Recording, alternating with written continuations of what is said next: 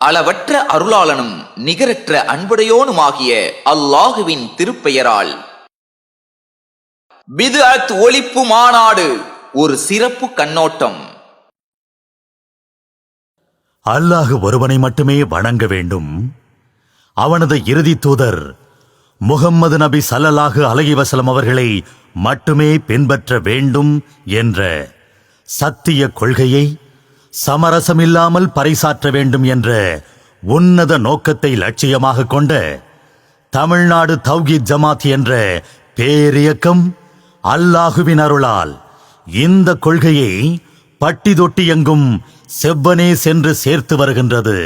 அல்ஹம்துலில்லாஹ். அதன் ஒரு பகுதியாக ஷிர்க் ஒழிப்பு மாநாட்டை தமிழ்நாடு தௌஹீத் ஜமாத் கடந்த 2016 ஆண்டு ஜனவரி 31 அன்று திருச்சியில் நடத்தியது. அல்லாஹ் ஒருவனை மட்டுமே வணங்க வேண்டும், அவனுக்கு நிகராக எந்த ஒன்றையும் ஆக்கக்கூடாது என்ற ஏகத்துவ கொள்கை முழக்கம் இம்மாநாட்டின் வாயிலாக தமிழகத்தின் மூலை முடுக்கெங்கிலும் சென்றடைந்தது. லட்சக்கணக்கான மக்கள் அந்த மாநாட்டில் பங்கேற்றனர். அல்ஹம்துலில்லாஹ். அதுபோல நபிகளாரின் உன்னதத்தை, தனித்துவத்தை உலகிற்கு பறைசாற்றவும், அவர்களை மட்டுமே நாம் பின்பற்ற வேண்டும் என்பதன் அவசியத்தை உலகிற்கு உணர்த்தும் விதமாகவும் முஹம்மது ரசூலுல்லாஹ் என்ற தலைப்பிலான மாநாட்டை தமிழ்நாடு தௌஹீத் ஜமாஅத் அறிவிப்பு செய்து மாவட்டங்கள் தோறும் நடத்தி ஒரு மாபெரும் சிந்தனை புரட்சியை ஏற்படுத்தியது. அல்ஹம்துலில்லாஹ்.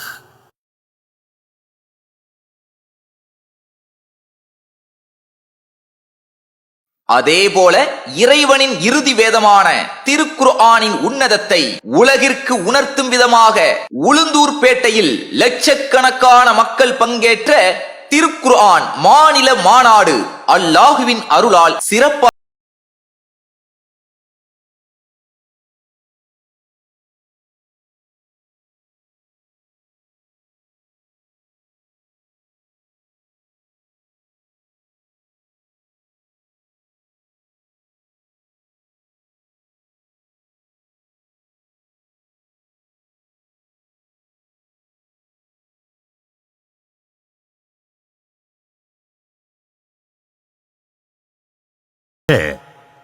சுவனப்பாதையை நோக்கி மக்களுக்கு வழிகாட்டும் இஸ்லாத்தின் தனித்துவத்தை மக்களுக்கு உணர்த்துவதற்காக இஸ்லாத்தின் பெயரால் இந்த மார்க்கத்தில் புகுந்துவிட்ட நூதன அனுஷ்டானங்களை மக்களுக்கு விளக்கி அந்த வழிகேட்டிலிருந்து மக்களை மீட்டெடுக்கும் விதமாக தமிழ்நாடு தௌஹீத் ஜமாத்தின் மாநில தலைமையகம் அறிவித்த அடுத்த நிகழ்வுதான் பித்அத் ஒழிப்பு மாநாடு.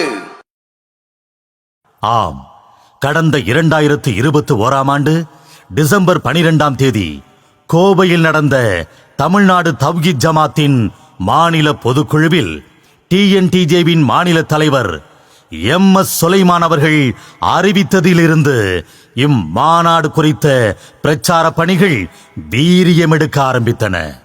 பித்அத் ஒழிப்பு மாநாடு. இன்றைக்கு இந்த செயல் திட்டத்தை நாம் எடுப்பதற்கு அடிப்படையான காரணங்கள் உண்டு. இந்த பித்அத்துகள் நம்முடைய சமூகத்தில் இன்றைக்கும் இருக்கிறது. புதிய புதிய பித்அத்துகள் அவ்வப்போது முளைத்துக் கொண்டு வந்து கொண்டே இருக்கிறது. ஷிர்க்கை ஒழிப்பதற்கு ஒரு மாநாடை நடத்தினோம். திருக்குர்ஆனை உலகறிய செய்வதற்கு திருக்குர்ஆன் மாநாடை நடத்தினோம். நபிகள் நாயகம் ஸல்லல்லாஹு அலைஹி வஸல்லம் அவர்களை பின்பற்ற வேண்டும் என்பதற்காக முஹம்மது ரசூலுல்லாஹ் என்ற மாநாட்டை நடத்தினோம். மார்க்கத்தின் வேரால் செய்யப்படுகின்ற இந்த பித்அத்துகளை ஒழிப்பதற்காக பித்அத் ஒழிப்பு மாநாடு. நம்முடைய பிரச்சாரம் பட்டி தொட்டி எங்கும் ஒவ்வொரு தெருக்கள்லையும் தெரு முனைகளையும் பித்அத் என்றால் என்ன, அதனுடைய விளைவுகள் என்ன, இதனால் நம்முடைய சமூகம் எப்படியெல்லாம் சீர்கெட்டு போகிறது, இந்த பித்அத்தினால் என்னென்ன விளைவுகள் ஏற்படுகிறது என்பதை ஒவ்வொரு வீடுகளிலையும் கொண்டு சேர்க்கின்ற பணி நம்முடைய பணி.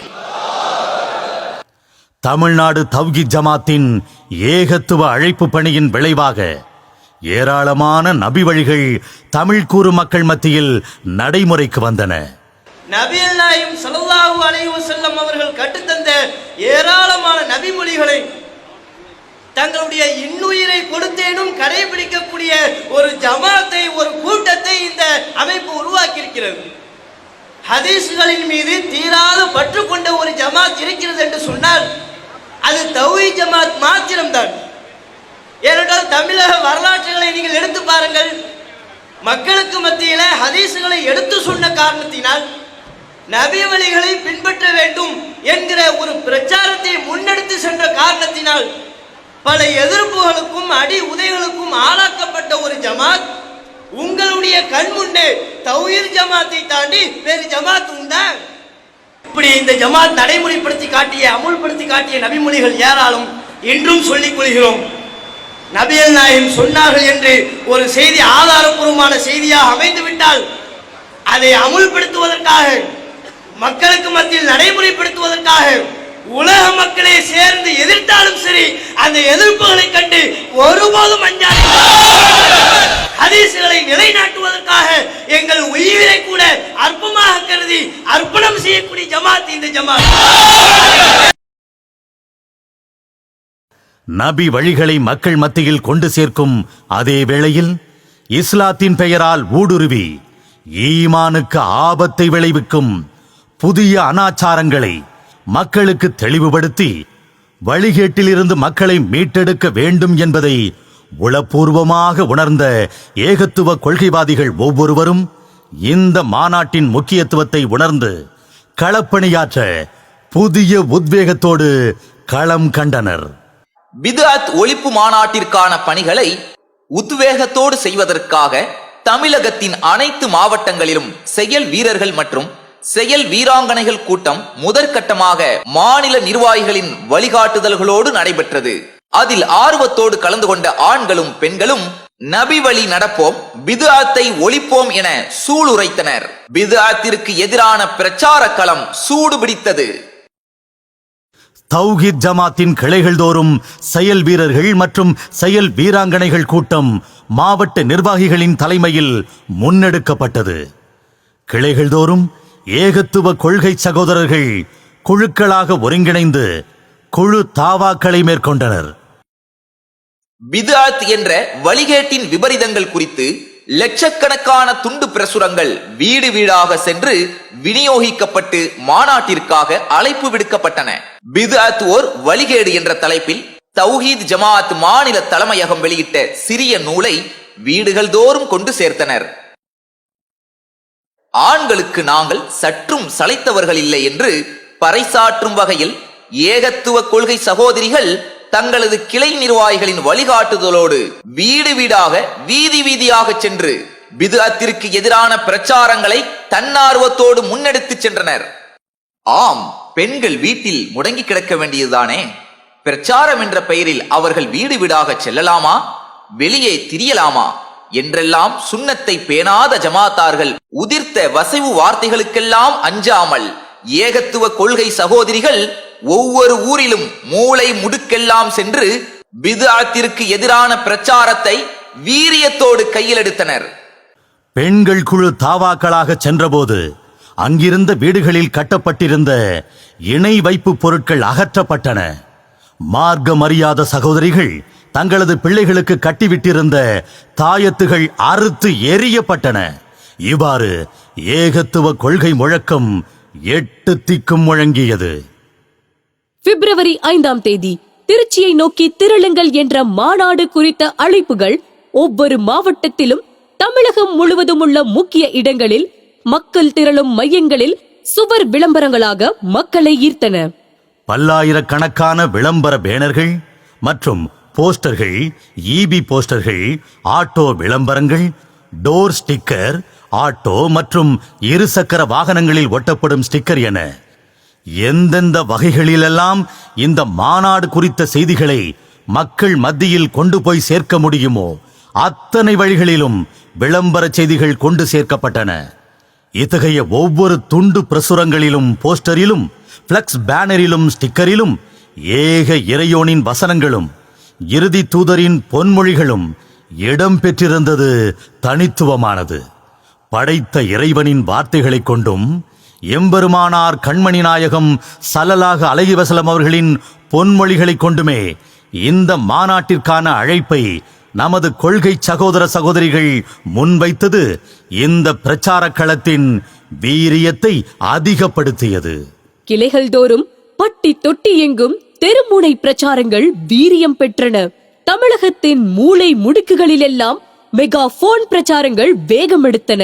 பெண்களுக்கான சிறப்பு பயான்கள், பொதுக்கூட்டங்கள், கிளை மற்றும் மாவட்ட அளவிலான தர்பியாக்கள், பெண்களுக்கான இஜ்திமாக்கள், இஸ்லாம் ஓர் எளிய மார்க்கம் கேள்வி பதில் நிகழ்ச்சிகள் என பலதரப்பட்ட பிரச்சார நிகழ்வுகளின் வாயிலாகவும் பித்அத் ஒழிப்பு மாநாடு குறித்த செய்திகள் மக்களுக்கு சிறப்பான முறையில் எத்தி வைக்கப்பட்டன. தௌஹீத் ஜமாத்தின் கிளைகளே இல்லாத, ஏகத்துவ பிரச்சாரமே சென்றடையாத பல குக்கிராமங்களிலும் கிராமப்புற தாவாக்கள் வாயிலாக இந்த மாநாடு குறித்த செய்திகள் சென்றடைந்ததுதான் அல்லாஹ் வழங்கிய மாபெரும் அருளாகும். குக்கிராமங்களிலும் ஏகத்துவ செய்திகளுக்கு நல்ல வரவேற்பு கிடைத்த அதே வேளையில் சில இடங்களில் மார்க்கத்தை அறியாத மக்களால் எதிர்ப்பும் கிளம்பியது. எங்கள் பகுதிக்குள் தௌஹீத் பிரச்சாரம் செய்யக்கூடாது, பித்அத்துகளை குறித்து நீங்கள் எங்களுக்கு சொல்ல தேவையில்லை, எங்கள் முன்னோர்களும் மூதாதையர்களும் காட்டித் தந்த வழிகளை நாங்கள் மாற்றிக் கொள்ள மாட்டோம், எங்கள் மூதாதையர்களுக்கு தெரியாதது உங்களுக்கு தெரிந்துவிட்டதா? இது குறித்து அல்லாஹ் எங்களிடம் கேள்வி கேட்டால் மறுமையில் அல்லாஹுவிடம் நாங்கள் போய் பதில் சொல்லிக் கொள்கிறோம் என்று எதிர்ப்பும் கிளம்பியது.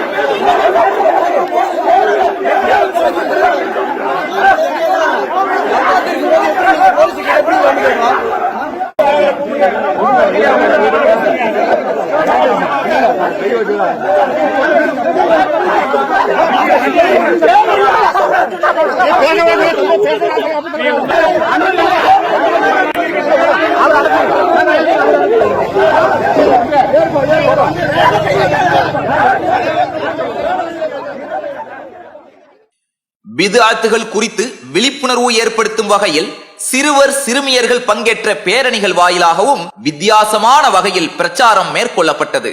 பித்அத் ஒழிப்பு மாநாட்டின் முக்கியத்துவத்தை வலியுறுத்தி சிறுவர் சிறுமியர் நடித்த சிறிய சிறிய நாடக வடிவிலான பிரச்சார வீடியோக்கள் பொதுமக்களிடம் நல்ல வரவேற்பை பெற்றன. 30 செகண்ட் தான் பாத்தீங்க, ஆனா 300 ரூபாய் பீஸ். எப்படி குர்ஆன் ஹதீஸா என்ன வார்த்தை சொல்லி போடுறீங்க? எட்ரா அந்த அருவால சின்னது சீனி போட்டுதானா நீ? சில மாவட்டங்கள் பித்அத் என்ற வழிகேட்டின் விபரீதங்களை விளக்கும் விதமாக அந்த மாவட்டங்களில் கண்காட்சி கூடங்கள் அமைத்து பித்அத்திற்கு எதிரான பிரச்சாரத்தை வீரியப்படுத்தியும் பட்டிமன்றங்கள் வாயிலாகவும் வித்தியாசமான முறையில் பித்அத் என்ற நூதன அனாச்சாரத்தை விளக்கியும் செய்யப்பட்ட பிரச்சாரங்கள் அழைப்பு பணியில் புதிய அம்சமாக திகழ்ந்தது.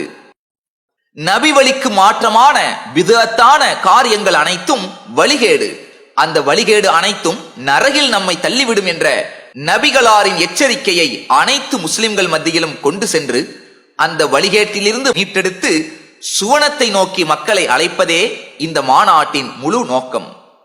அந்த நோக்கத்தை முழுமைப்படுத்த வல்ல ரஹ்மான் நமக்கு அருள் புரிவானாக. பித்அத் ஒழிப்பு மாநாடு வெல்லட்டும், நபிகளாரின் வழிமுறை நம் வாழ்வில் மலரட்டும், நபி வழி நடப்போம், பித்அத்துகளை ஒழிப்போம், பித்அத்துகளை ஒழிப்போம், சமுதாயத்தை பாதுகாப்போம்.